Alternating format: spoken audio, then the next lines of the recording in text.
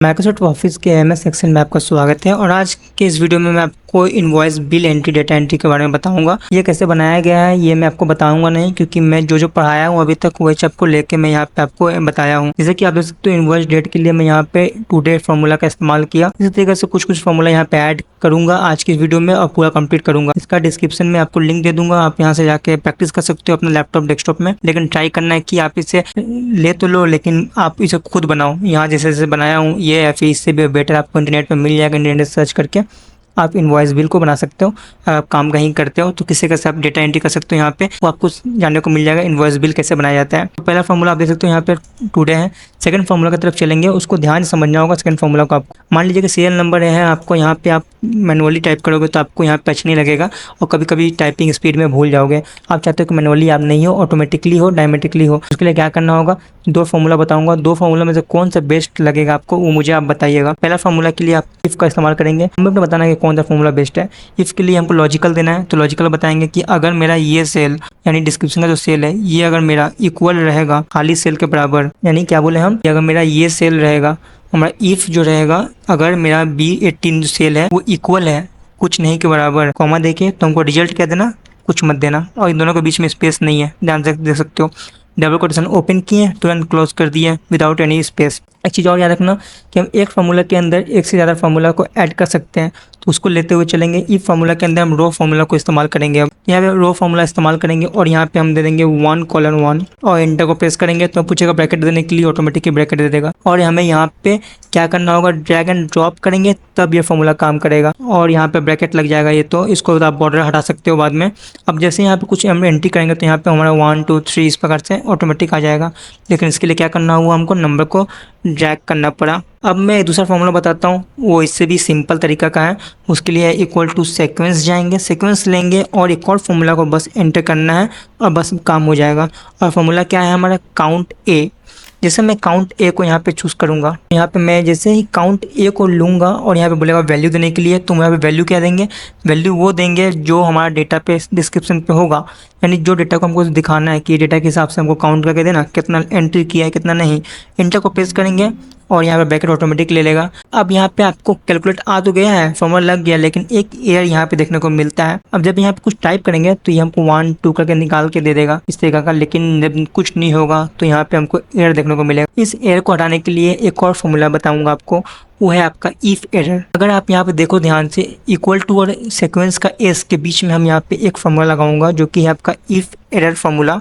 अब यहाँ पर ब्रैकेट लग गया, यानी इफ एरर फार्मूला यहाँ पे चालू है और सीक्वेंस फार्मूला को बंद करने के लिए कॉमा कर दिए हम। और यहाँ पे हमारा फुल्ली बंद होकर अब यहाँ पे आता है इफ एरर का हमारा वैल्यू ऑफ एरर। तो यहाँ पे क्या करेंगे, डबल कोटेशन देंगे और यहाँ पे स्पेस देंगे, डबल कोटेशन क्लोज करते हुए ब्रैकेट लगा देंगे।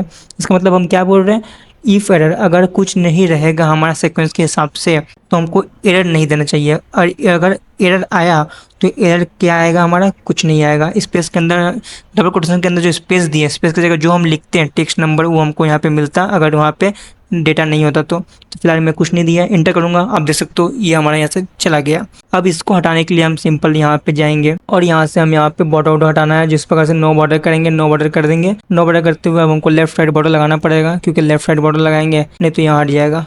अब आ गया।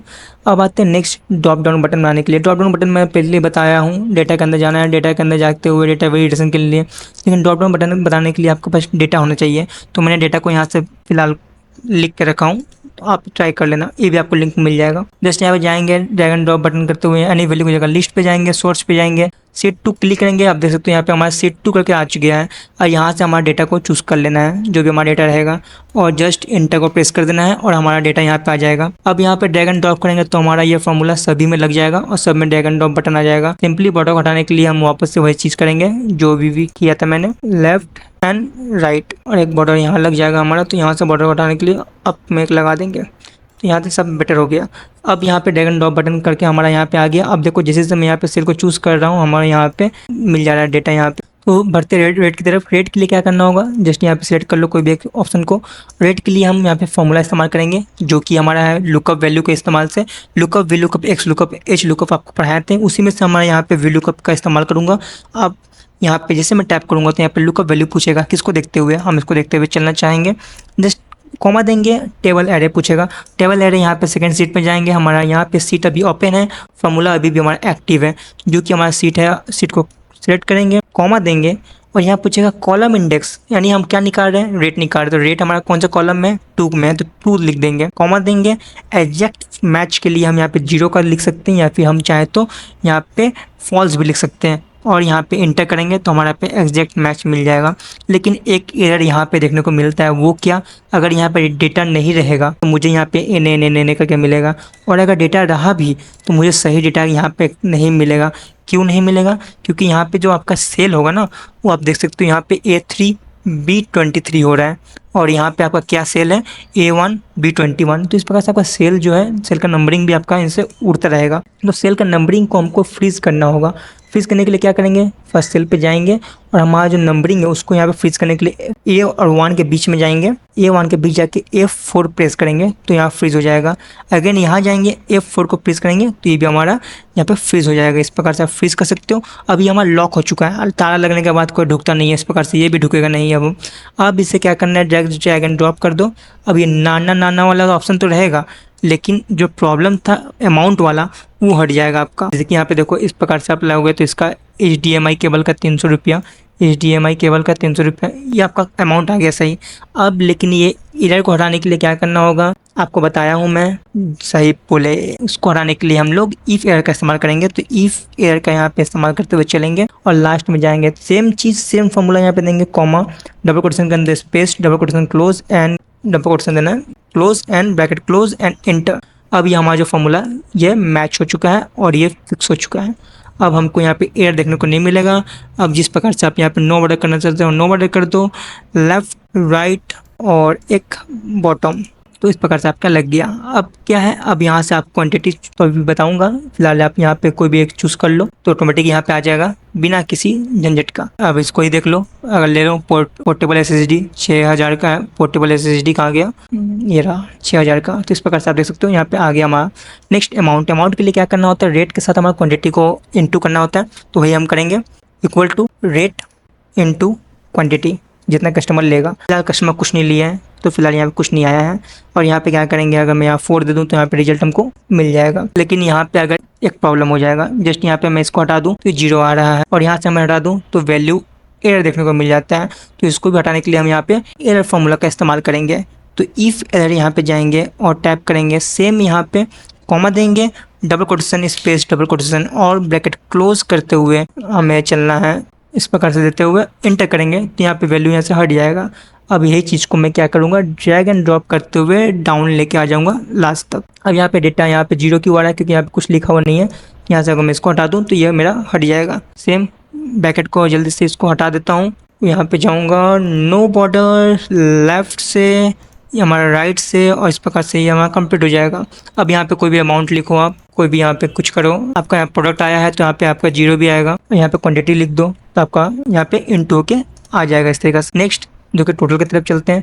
टोटल के लिए क्या करना होगा, ऑफ कोर्स यहाँ पे इक्वल टू देंगे, ACUM फार्मूला का इस्तेमाल करेंगे और यहाँ पे जो हमारा नंबर होगा क्वांटिटी, इसको लेते हुए ब्रैकेट क्लोज करेंगे, इंटर को प्रेस करेंगे, हमारे यहाँ ऐड हो जाएगा। अब यहाँ पे और भी अगर मैं ऐड करना चाहूँगा, HDMI ऐड हो गया लेकिन 0 दिखा रहा है। क्वांटिटी जैसे यहाँ पे मैं टाइप करूँगा तो मैं यहाँ पे प्लस भी हो जाएगा और यहाँ पे ऐड भी हो जाएगा। तो इस तरह से आप कर सकते हो।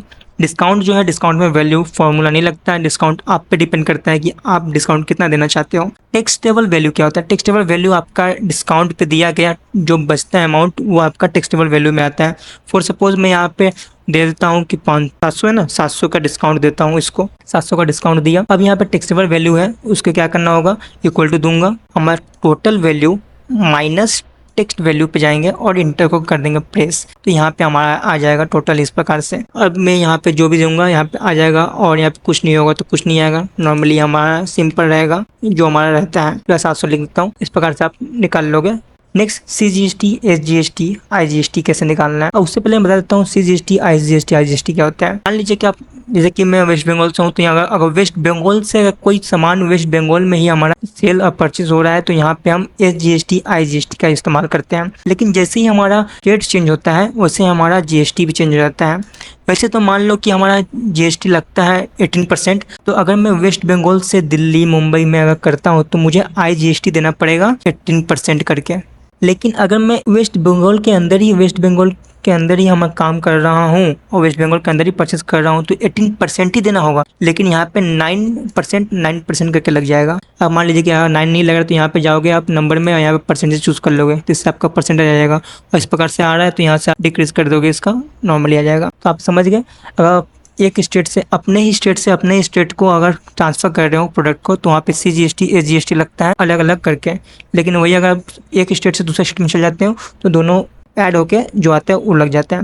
यानी अगर आप बिल बना रहे हो तो आप कोई एक चीज़ दे सकते हो, या फिर IGST दोगे या फिर CGST SGST दोगे, दोनों में कोई एक। दो अगर दे दोगे तो आपको काम से निकाल दिया जाएगा, फिर बोलोगे कि गलत सिखा दिया मास्टर ने। तो अब चलो इसको निकालने के लिए तरीका है। इसको निकालते कैसे हैं, हमारा टोटल वैल्यू के साथ नहीं करना है, ये गलती मत कीजिएगा, क्योंकि टोटल वैल्यू के साथ हम डिस्काउंट भी दिए हैं। डिस्काउंट देने के बाद अब मेरा जो ये चीज़ है टैक्सेबल वैल्यू, ये हमारा टोटल वैल्यू हो जाता है। अब यहाँ पे जाएंगे इक्वल टू देंगे, इक्वल टू देते ही हमें क्या करना है, टैक्सेबल वैल्यू के साथ इनटू करना है, जो कि हमारा क्या परसेंटेज यानी टैक्स रहेगा, तो ये हमारा आ जाएगा। इसी तरीके से हम यहाँ पे करेंगे, इक्वल टू देंगे, हमारा टैक्सेबल वैल्यू रहेगा, इनटू होगा इसके साथ जो कि हमारा SGST रहेगा। और अगर यहाँ पे कुछ होगा आपका तो यहाँ भी हमारा सेम फार्मूला इस्तेमाल होगा, इनटू एंड 18% एंड एंटर। अब इसमें से हमको कोई एक चीज़ देना है, तो मान लीजिए कि हम CGST SGST देते हैं तो ये ऑटोमेटिक 0 हो जाएगा।